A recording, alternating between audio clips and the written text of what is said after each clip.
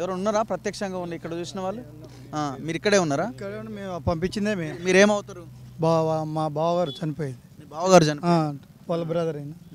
ఇప్పుడు 7 గంటల నుంచి 2 గంటలకు అక్కడ కొలాప్స్ అయిపోయిందా? 1:30 ప్రాంతంలో కొలాప్స్ అయిపోయింది. అంతకుముందు అందరు అధికారులు వచ్చి ఉన్నారు ఇక్కడికి. ఎంఆర్ఓ గారు, మన సిఐ గారు అందరు ఇక్కడే ఉన్నారు. ఆ తర్వాత ఒక 2-3 గంటల తర్వాత కలెక్టర్ గారు రెస్క్యూ టీం తీసుకొని కూడా వచ్చారు. వాళ్ళు కూడా మేము ఏం చేసేది ప్రయత్నం లేదని చెప్పారు. ఆ తర్వాత మినిస్టర్ గారికి కలెక్టర్ గారు ఫోన్ చేశారు. కలెక్టర్ గారు మినిస్టర్ గారితో మాట్లాడారు. నెంబర్ తీసుకొని మినిస్టర్ గారు కూడా ఆ బాధ్యతలతో కూడా చాలా వరకు సంభాషణ జరిపించారు.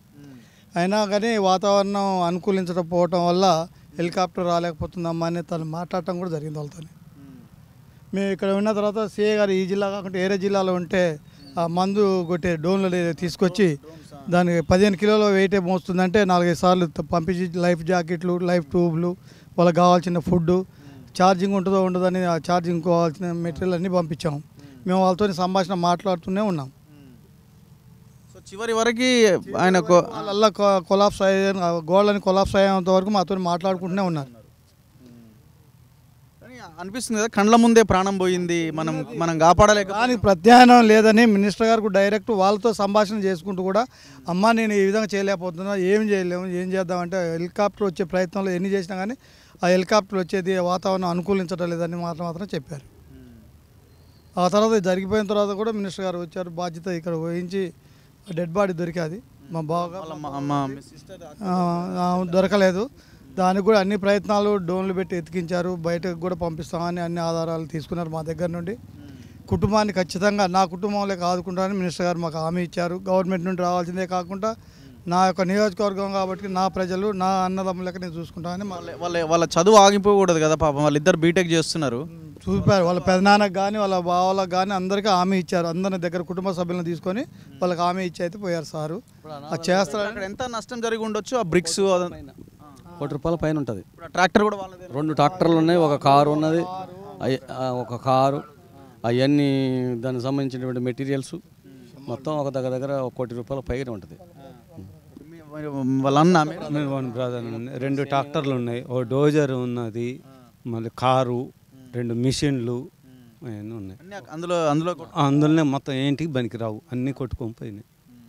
చివరగా ఏం చెప్పిండు అంటే ఆయన ఇదే టెన్షన్లో ఉన్నాడా, ఏమన్నా మాట్లాడి? మా మర్దలు మాత్రం లాస్ట్కి మమ్మల్ని కాపాడలేరు మావయ్య అని.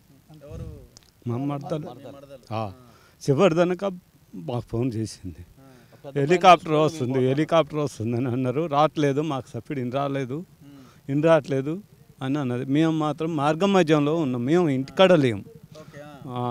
అది కొలాప్స్ అయ్యే వరకే ఇక్కడికి చేరినాం మేము. అట్లా లాస్ట్కి అదే మాట చెప్పింది. వాళ్ళకు కూడా నమ్మకం పోయింది చివర. ఇక అది అంతే కావచ్చు, సమయం అయిపోయింది. ఆ సమయంలో మేము ఇక్కడ స్పాట్లో లేము. అది చివరి మాట. ఎప్పుడన్నా ఏం పెద్దవాని ఎంత, నీ ఏజ్ ఎంత? 77. ఇప్పుడు ఇంత వరద ఎప్పుడన్నా వచ్చిందా? అన్నాడు రాలే.